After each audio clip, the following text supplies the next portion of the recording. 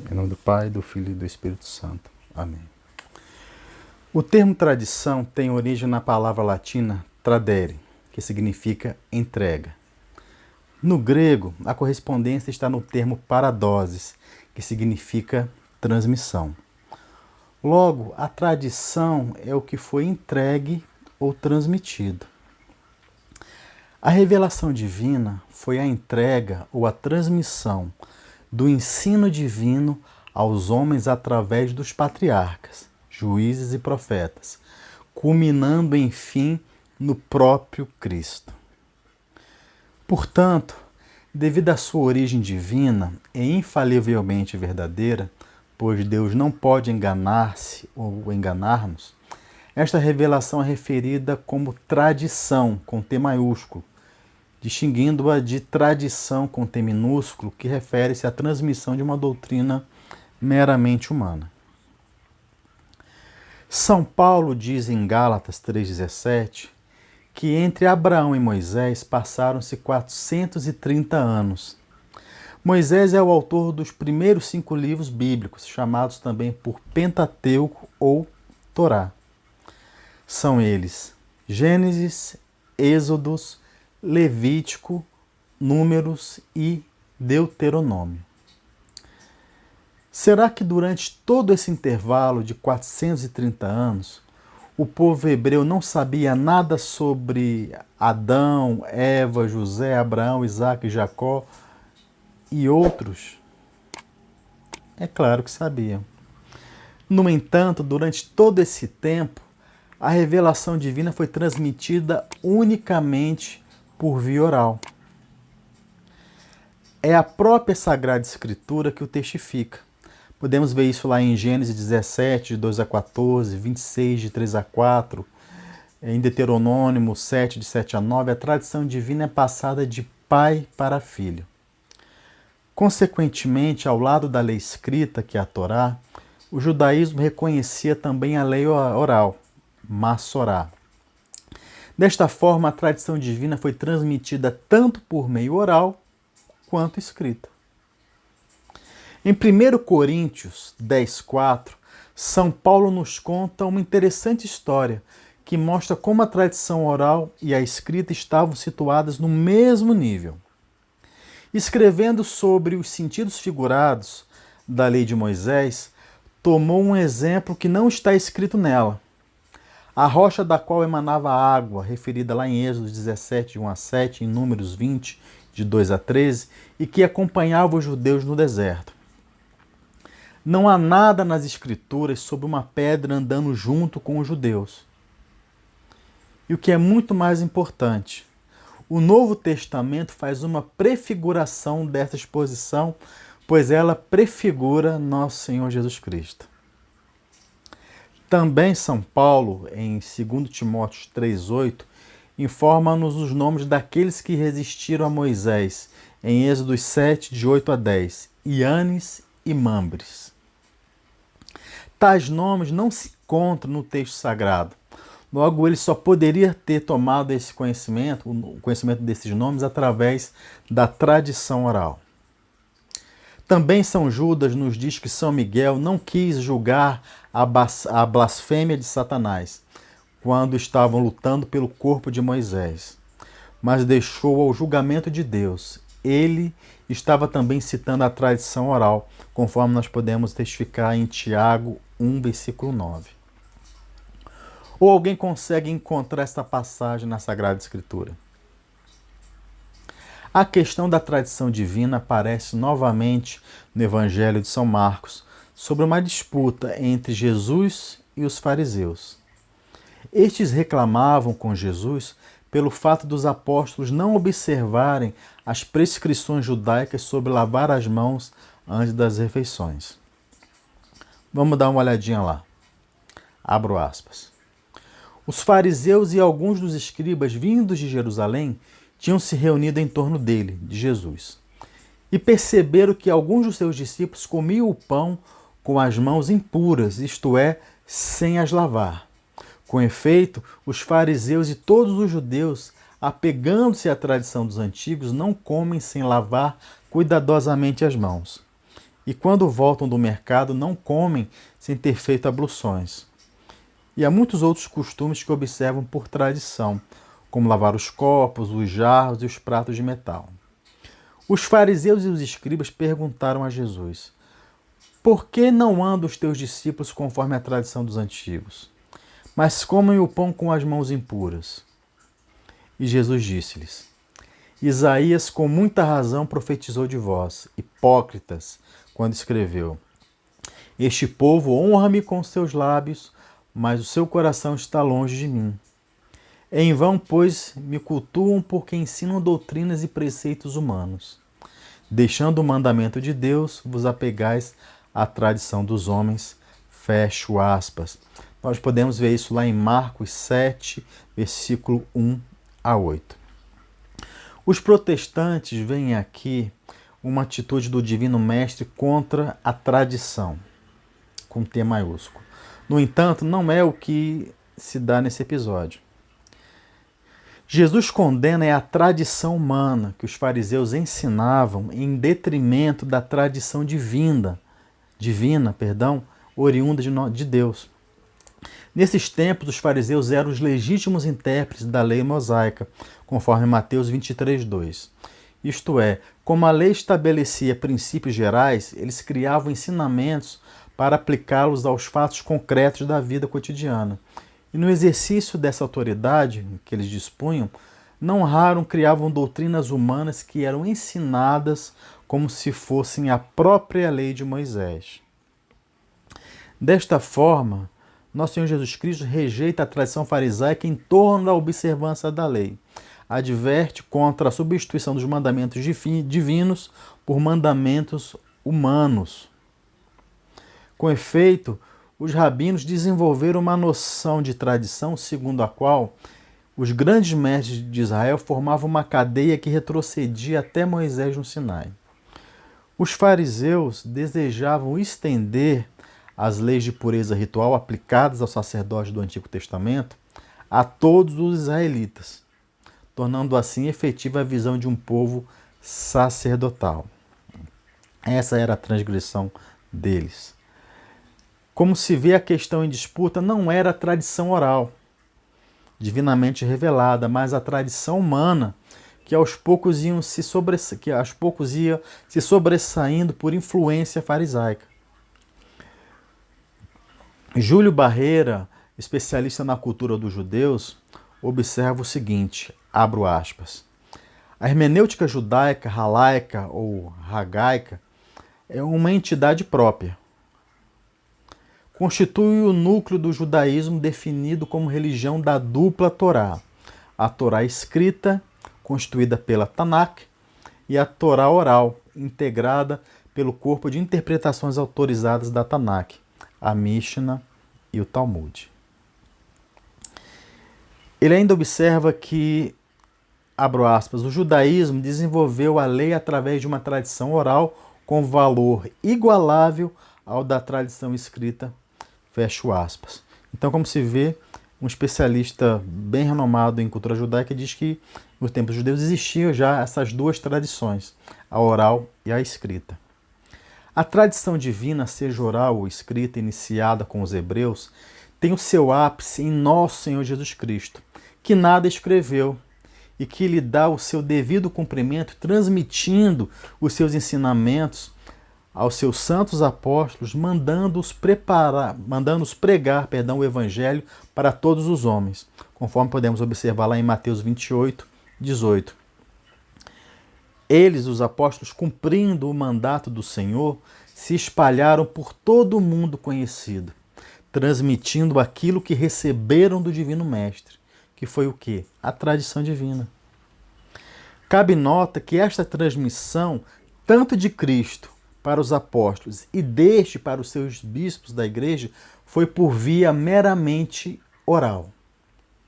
O teólogo Bachmann observa o seguinte, abro aspas: se mais tarde, depois de 30 ou 40 anos, deram-se ao trabalho de escrever os ensinamentos e as lições do Senhor, fizeram-no certamente por disposição providencial, com o fim de edificar os fiéis e demonstrar a divindade de Cristo e da sua palavra. não porém por ordem de Jesus. Além disso, com os seus escritos, não quiseram descrever todo o ensinamento e toda a vida do Senhor, mas somente evidenciar-lhe os pontos principais. Fecho aspas. Drobner é do mesmo parecer, pois afirma que, abro aspas, entre a morte e a ressurreição de Jesus, por volta do ano 30, o aparecimento da primeira literatura cristã, passaram-se 20 anos.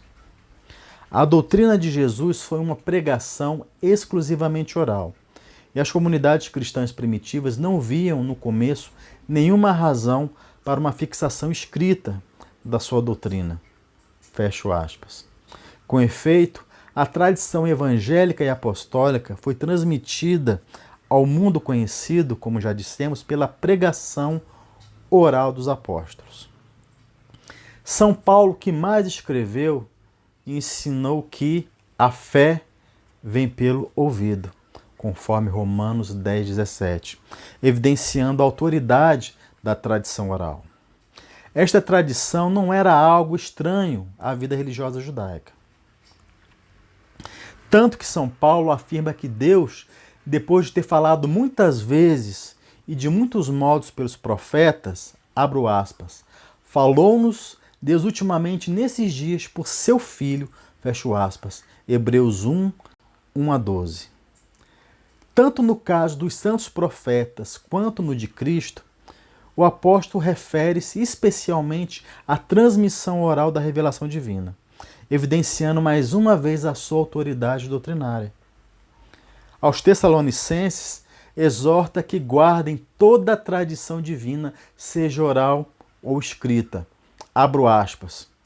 Portanto, irmãos, ficai firmes e conservai bem fortemente os ensinamentos que recebestes, tanto por nossa viva voz, como por meio da nossa carta. 2 Tessalonicenses 2,15. São João também, pessoal, não ensinou tudo por escrito.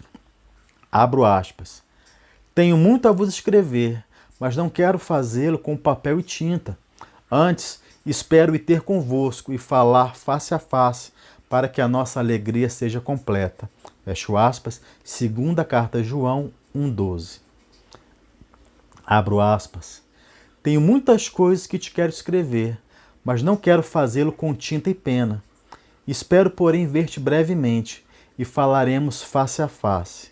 Fecho aspas, terceira carta a João 1, 13-14. E o que dizer dos demais apóstolos?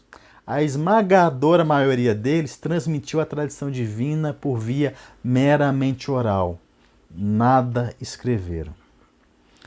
E foi esta tradição que os seus discípulos guardaram e que foram transmitindo a seus sucessores e assim por diante até os tempos atuais. Da mesma forma como São Paulo instruiu a Timóteo fazer. Abro aspas. Os ensinamentos que ouvistes de mim, na presença de muitas testemunhas, transmite-o a homens fiéis, capazes de os ensinar também aos outros. Fecho aspas, segunda carta a Timóteo 2,2. Abro aspas novamente para São Paulo. Ó Timóteo, guarda o depósito, a tradição que te foi confiado pelo horror dos clamores vãos e profanos e as opiniões falsamente chamadas ciência. Fecho aspas, primeira carta a Timóteo 6,20.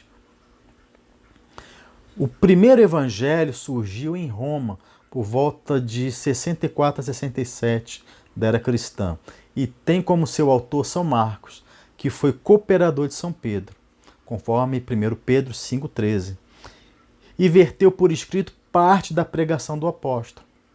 O livro mais recente escrito é o livro do Apocalipse, datado normalmente pelo ano 96 depois de Cristo.